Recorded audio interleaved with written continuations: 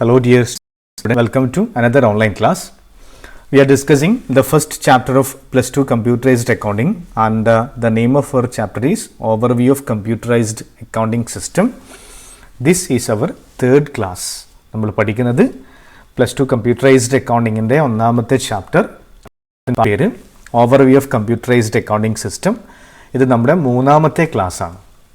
ഇന്ന് നമ്മൾ ഡിസ്കസ് ചെയ്യുന്നത് പുതിയൊരു ടോപ്പിക്കാണ്. ടോപ്പിക്കിൻ്റെ പേര് ഇതാണ് Codification of Accounts. Today we are discussing a new topic and the name of our today's topic is Codification of Accounts. ക്ലാസ്സിലേക്ക് പോകുന്നതിന് മുമ്പേ ഇതുവരെയായിട്ടും ഈ വിദ്യാഭ്യാസ ചാനൽ ടൈംസ് എന്ന ചാനൽ സബ്സ്ക്രൈബ് ചെയ്തിട്ടില്ല എങ്കിൽ താഴെ കാണുന്ന സബ്സ്ക്രൈബ് ബട്ടൺ പ്രസ് ചെയ്യുക. കൂടാതെ തൊട്ടടുത്ത് പ്രസ് ചെയ്യുക. അങ്ങനെയാണെങ്കിൽ പുതിയ ക്ലാസ് സമയത്ത് നിങ്ങൾ വാട്സപ്പ് മെസ്സേജ് ശ്രദ്ധിക്കണമെന്നില്ല, നിങ്ങൾക്ക് നോട്ടിഫിക്കേഷൻ ലഭിക്കുന്നതായിരിക്കും. ഓക്കെ, അപ്പോൾ നമുക്ക് നമ്മുടെ ക്ലാസ് ആരംഭിക്കാം. Today we are discussing about codification of accounts.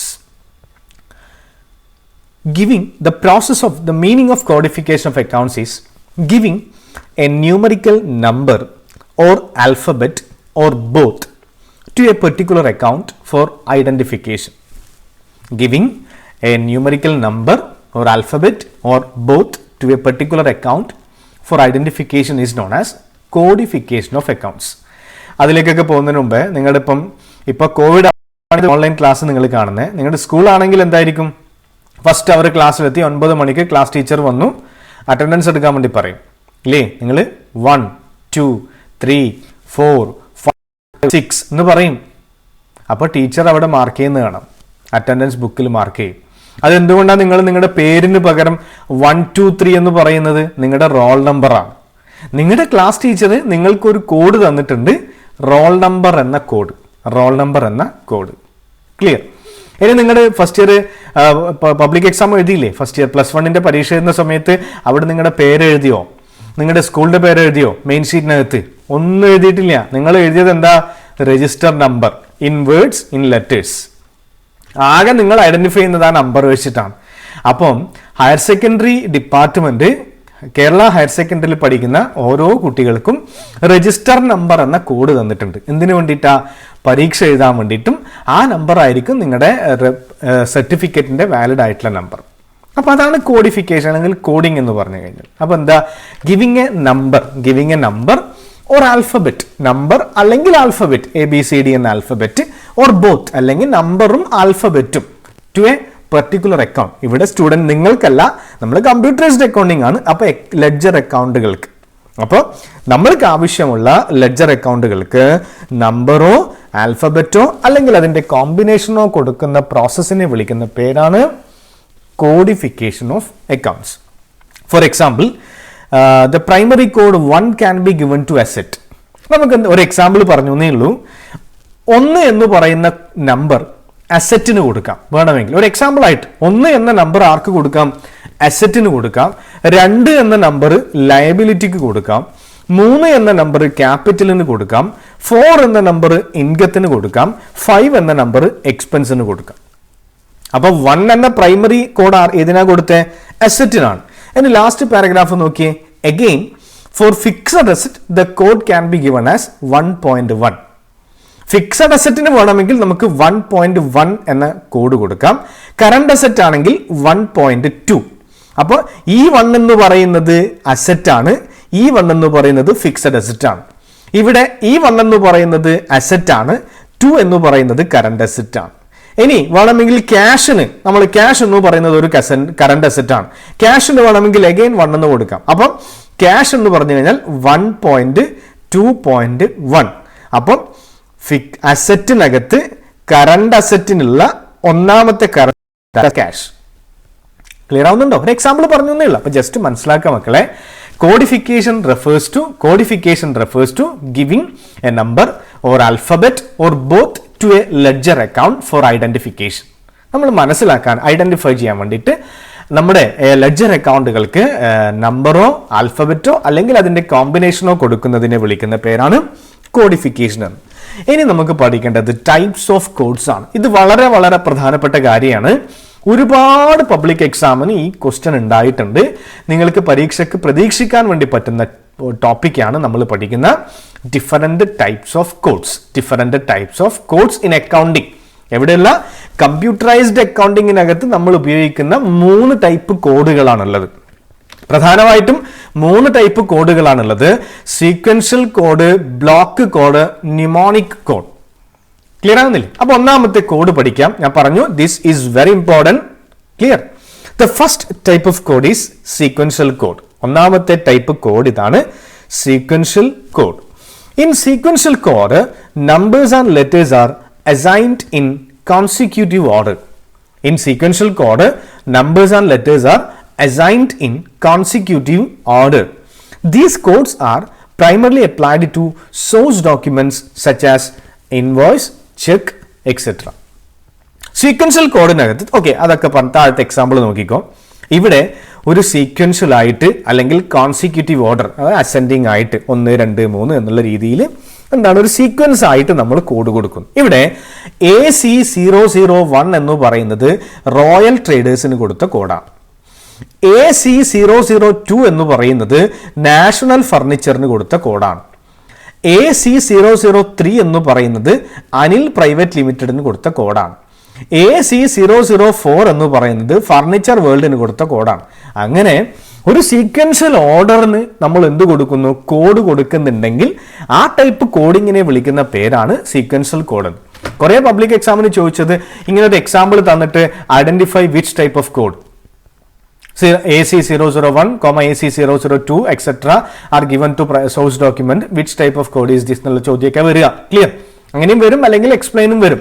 Okay, അപ്പോൾ these codes are primarily applied to source document. ഈ കോഡുകൾ നമ്മൾ സാധാരണഗതിയിൽ അപ്ലൈ ചെയ്യുന്നത് സോഴ്സ് ഡോക്യുമെന്റുകൾക്കാണ്. സോഴ്സ് ഡോക്യുമെന്റുകൾ എന്ന് പറഞ്ഞു കഴിഞ്ഞാൽ നമുക്കറിയാം എവിഡൻസ് ആണ്. നമ്മൾ ബില്ല്, അതുപോലെ തന്നെ ചെക്ക്, ഇൻവോയ്സ്, ഇതൊക്കെ സോഴ്സ് ഡോക്യുമെന്റ് ആണ്.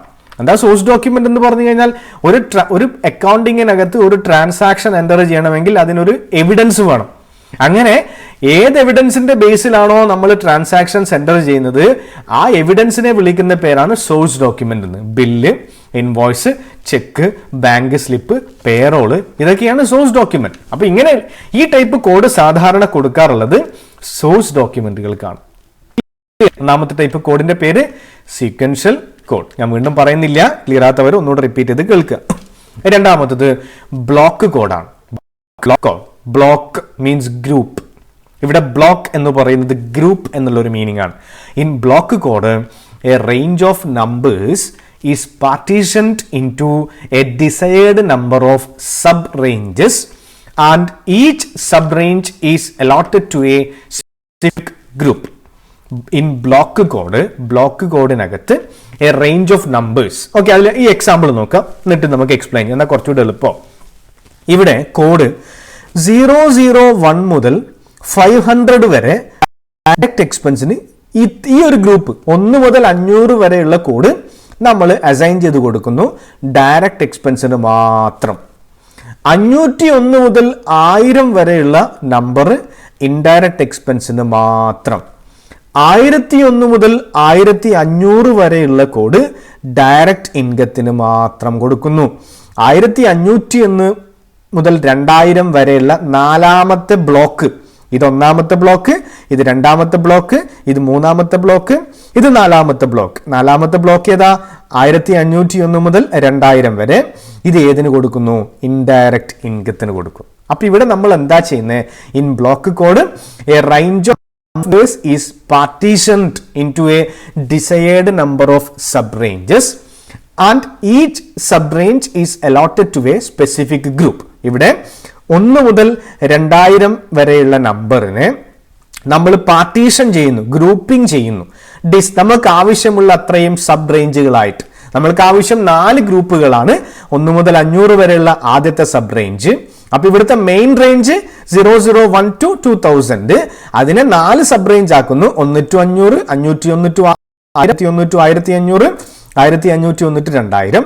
And assign each sub range is allotted to a specific group. എന്നിട്ട് എന്ത് ചെയ്യുന്നു? ഓരോ സബ് ഗ്രൂപ്പിനെയും ഓരോ അക്കൗണ്ടിങ് ഗ്രൂപ്പുകൾക്ക് നമ്മൾ അസൈൻ ചെയ്ത് കൊടുക്കുന്ന പ്രോസസ്സാണ് block code. Clear? Next one is mnemonic code.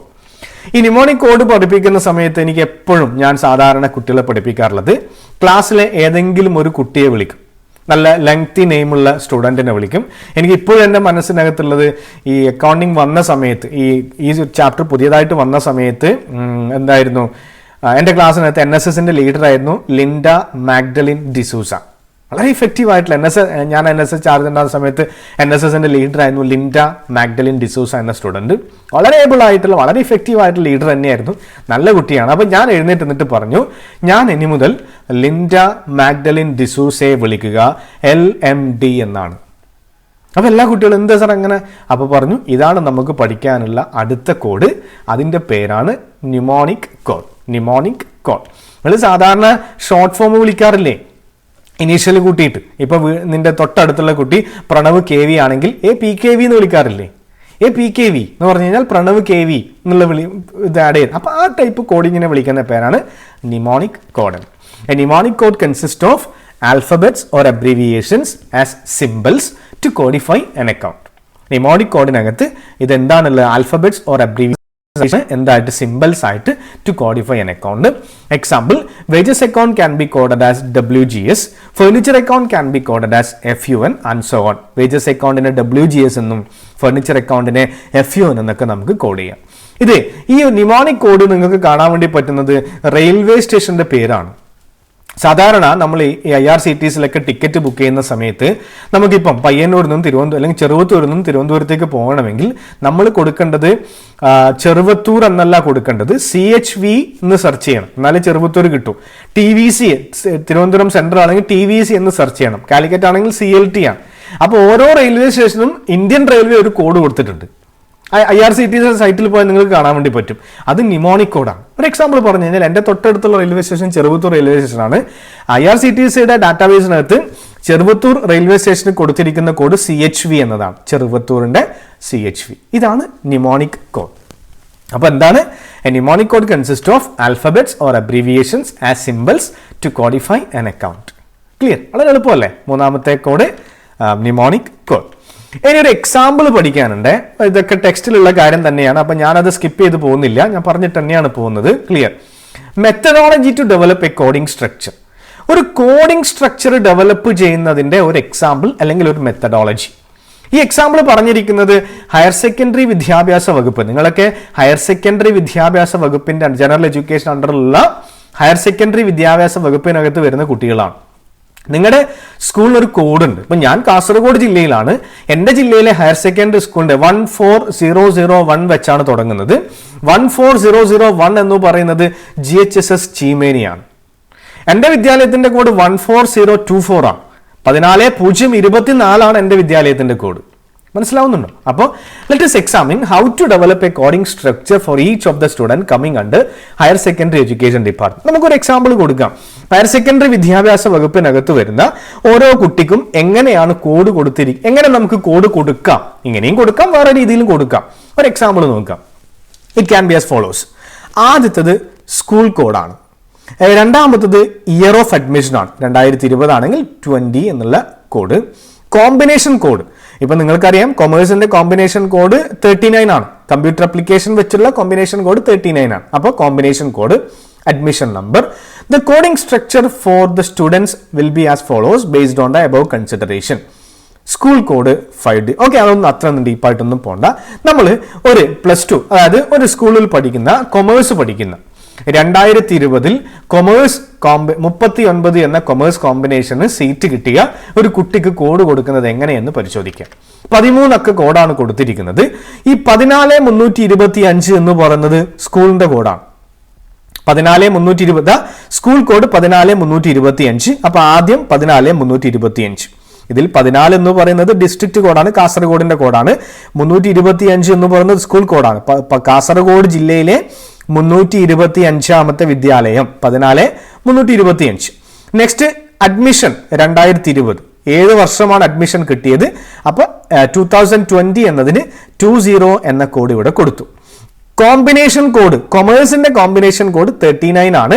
അപ്പം അടുത്ത 2 നമ്പർ 39. അപ്പം 14325 എന്ന സ്കൂളിൽ 2020 അഡ്മിഷൻ എടുത്ത കൊമേഴ്സ് പഠിക്കുന്ന 39 എന്ന കോഡുള്ള അഡ്മിഷൻ നമ്പർ 25, ആ കുട്ടിക്ക് സ്കൂളിൽ കൊടുത്തിരിക്കുന്ന അഡ്മിഷൻ നമ്പർ 2517 ആണ്.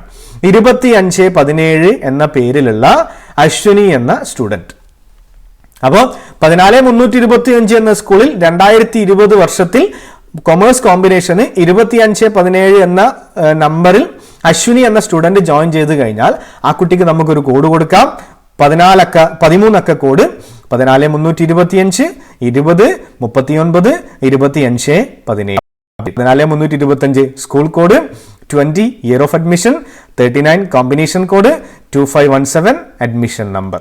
അപ്പൊ ഈ രീതിയിൽ നമുക്ക് എന്ത് ചെയ്യാം, ഹയർ സെക്കൻഡറി വിദ്യാഭ്യാസ വകുപ്പിനകത്ത് വരുന്ന ഒരു സ്റ്റുഡന്റിന് കോഡ് കൊടുക്കാം. ഒരു എക്സാമ്പിൾ പറഞ്ഞു എന്ന് മാത്രം. ക്ലിയർ ആക്കുക, അതൊക്കെ ഒന്ന് വായിച്ചിട്ട് നിങ്ങൾ ക്ലിയർ ആക്കുക. സ്ക്രീനിൽ കാണുന്ന കാര്യം അത് ഞാൻ ഇങ്ങനെ ഒരുപാട് എക്സ്പ്ലെയിൻ ചെയ്യേണ്ട ആവശ്യമൊന്നുമില്ല. നെക്സ്റ്റ്, യൂസിങ് സോഫ്റ്റ്വെയർസ് ഓഫ്, ഇത് ആ കോഡിങ് കഴിഞ്ഞു, ഇനി ചെറിയൊരു കാര്യം കൂടെ അതിൽ ബാക്കിയുണ്ട്. Using softwares of computerised accounting. ഈ കമ്പ്യൂട്ടറൈസ്ഡ് അക്കൗണ്ടിങ് ഉപയോഗിക്കുന്ന സമയത്ത് നമ്മൾ ചെയ്യേണ്ട ആക്ടിവിറ്റീസ് എന്തൊക്കെയാണ്? 2 പ്രവർത്തനങ്ങളാണ് പ്രധാനമായിട്ടും കമ്പ്യൂട്ടറൈസ്ഡ് അക്കൗണ്ടിനകത്ത് ചെയ്യേണ്ടത്. ആദ്യത്തത് വൺ ടൈം ആക്ടിവിറ്റിയാണ്, രണ്ടാമത്തത് recurring ആക്ടിവിറ്റിയാണ്. There are 2 basic activities in using software of computerized accounting system. നമ്മൾ കമ്പ്യൂട്ടറൈസ്ഡ് അക്കൗണ്ടിങ് സോഫ്റ്റ്വെയർ ഉപയോഗിക്കുന്ന സമയത്ത് 2 ടൈപ്പ് പ്രവർത്തനങ്ങൾ ഒരു യൂസർ ചെയ്യണം.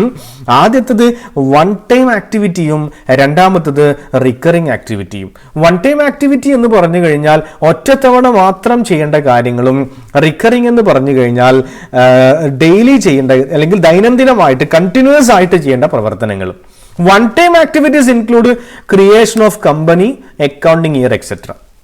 വൺ ടൈം ആക്ടിവിറ്റി എന്ന് പറഞ്ഞു കഴിഞ്ഞാൽ ഞാൻ ഒരു ബിസിനസ് മാൻ ആണ്, എൻ്റെ കമ്പനിക്കകത്ത് കമ്പ്യൂട്ടറൈസ്ഡ് അക്കൗണ്ടിങ് ഇൻട്രൊഡ്യൂസ് ചെയ്തു. അപ്പൊ എൻ്റെ കമ്പനിക്കകത്ത് 2 ടൈപ്പ് പ്രവർത്തനങ്ങൾ ചെയ്യണം, വൺ ടൈം ആക്ടിവിറ്റിയും റിക്കറിംഗ് ആക്ടിവിറ്റിയും. വൺ ടൈം ആക്ടിവിറ്റി എന്ന് പറഞ്ഞു കഴിഞ്ഞാൽ എൻ്റെ കമ്പനിയുടെ പേര് കമ്പനി ക്രിയേറ്റ് ചെയ്യുക. ഒരു വർഷത്തിൽ ഒറ്റത്തവണ മാത്രമേ കമ്പനി ക്രിയേറ്റ് ചെയ്യേണ്ട ആവശ്യമുള്ളൂ. ഇനി അക്കൗണ്ടിങ് ഇയർ കൊടുക്കുക, 2019 മുതൽ 2020 വരെയുള്ള അക്കൗണ്ടിങ് ഇയർ കൊടുക്കുക, അതും ഒറ്റത്തവണ മാത്രമേ കൊടുക്കേണ്ട ആവശ്യമുള്ളൂ. എൻ്റെ കമ്പനിയുടെ ഡീറ്റെയിൽസ് എൻ്റർ ചെയ്യുക, അതും ഒറ്റത്തവണ മാത്രമേ കൊടുക്കേണ്ട ആവശ്യമുള്ളൂ. അപ്പം ഒരു തവണ മാത്രം ചെയ്യേണ്ട പ്രവർത്തനങ്ങളെ വൺ ടൈം ആക്ടിവിറ്റി എന്നും. Recurring activity means include entry of transactions and generation of reports.